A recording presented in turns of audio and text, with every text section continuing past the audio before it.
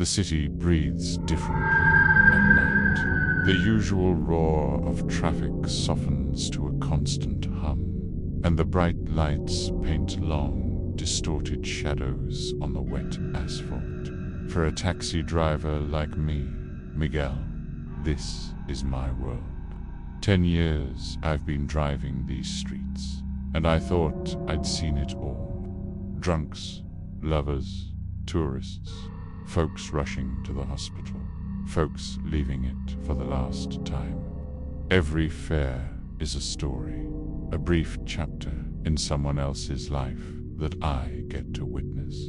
But some stories stick with you. They get under your skin and refuse to leave. This is one of those stories. It was a Tuesday, maybe Wednesday. The days blur together when you work the graveyard shift. A thick fog was rolling in from the bay, swallowing the tops of the skyscrapers. It was the kind of night that feels heavy, like the air itself is holding its breath. Business was slow. I was parked by the old Grandview Theatre, nursing a lukewarm coffee, when my dispatch crackled to life. A pickup at the corner of Elm and 14th. Nothing unusual. It's a quiet residential area, mostly old Victorian houses that have seen better days. I pulled up to the corner. The streetlights struggled against the fog, casting an eerie orange glow. Under one of them, a figure was waiting. It was a woman. From a distance, all I could make out was a long, dark coat and a silhouette. As I got closer, I saw she was young, maybe in her late 20s. She had dark hair that fell round her face and her eyes. Her eyes were what I noticed first.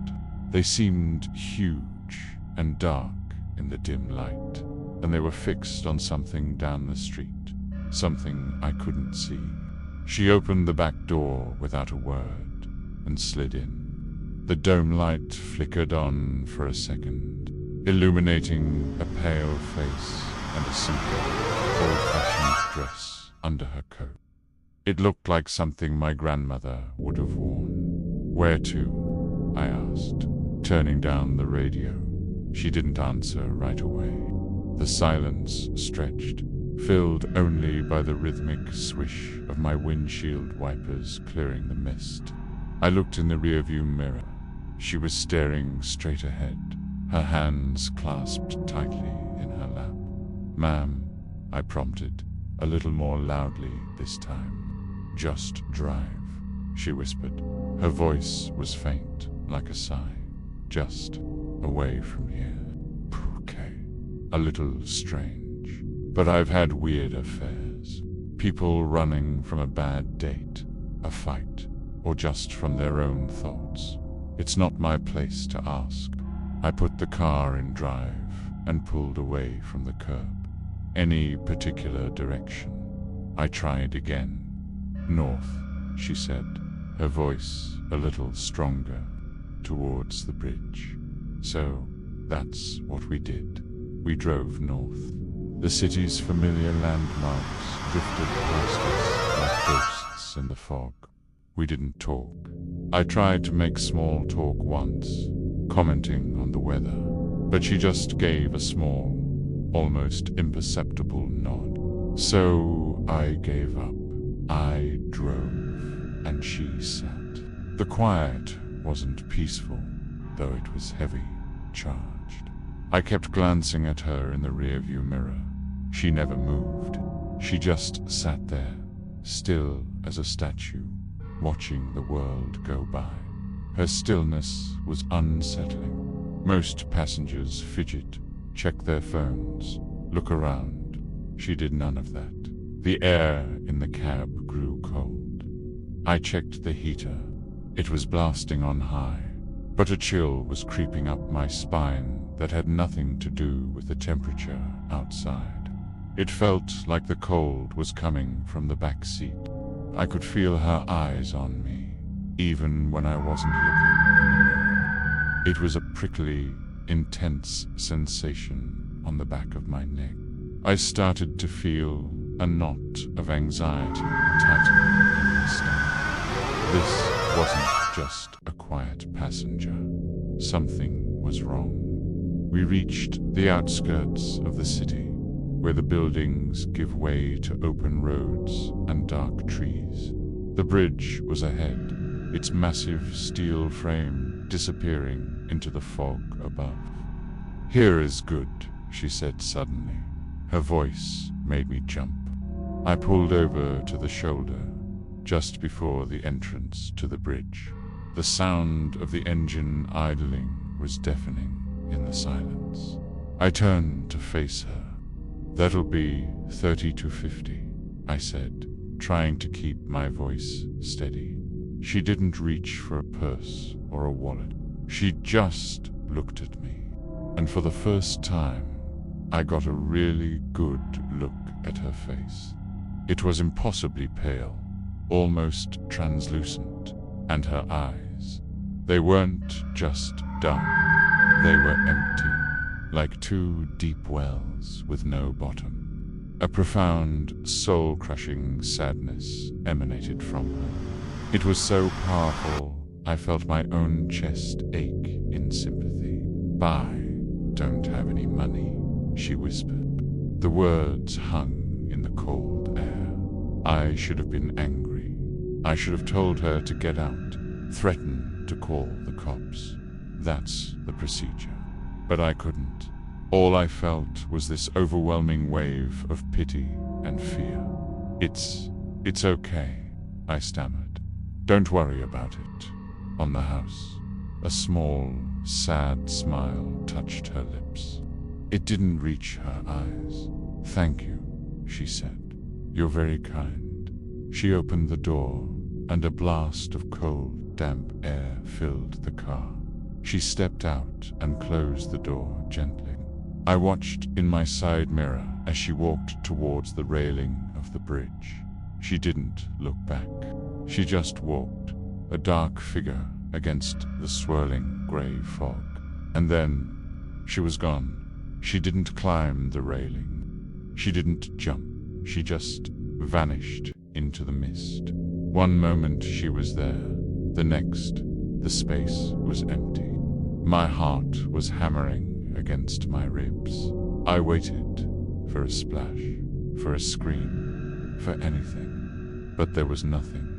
Just the hum of my engine and the whisper of the wind. I must have sat there for 10 minutes, my brain trying to process what I had just seen. Did she jump so fast I missed it? Did she slip? I called 911. I told them a woman might have jumped from the bridge.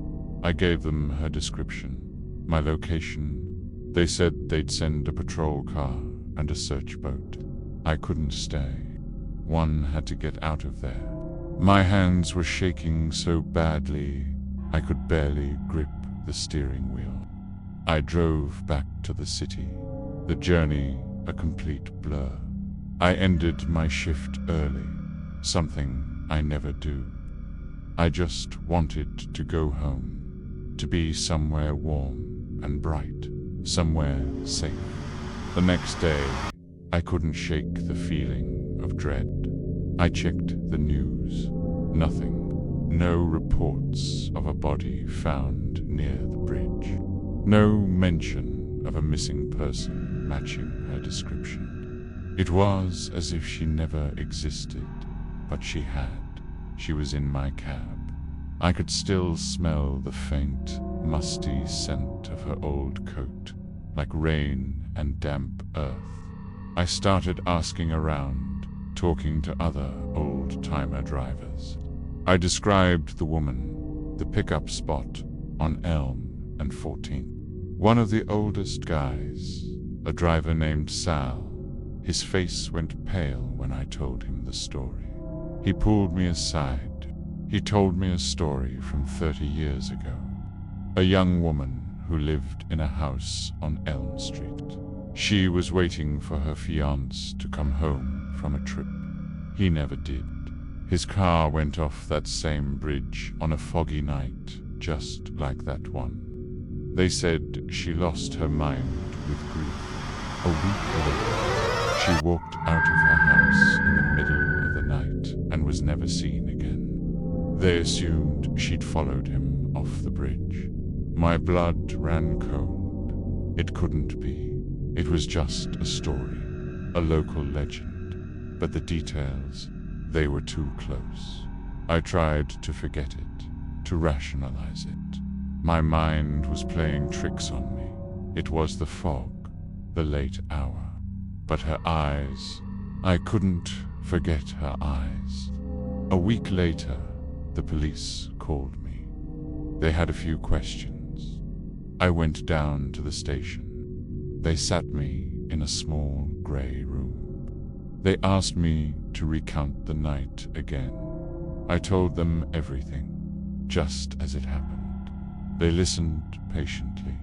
Then one of the detectives sighed and looked at me with a tired expression.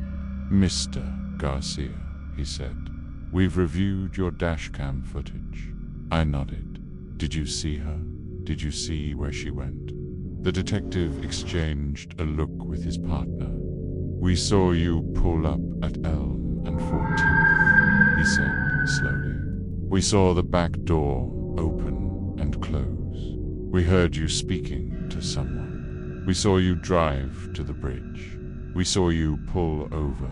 We saw the back door open and close again." He paused, leaning forward. But Miguel, there was no one there. The back seat was empty the entire time.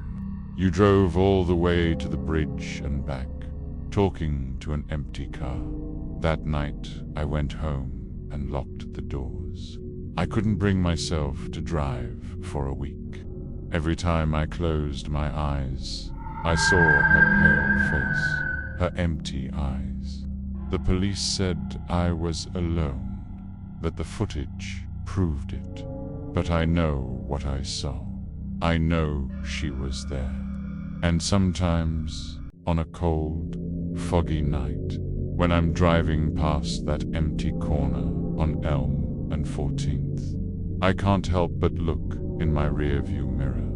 And I swear, for just a second, I can see her sitting there, the passenger who never left. Thanks for listening to my story. If you enjoy tales from the dark side of the road, make sure to subscribe and hit that notification bell. You never know who or what might be waiting for a ride. Stay safe out there.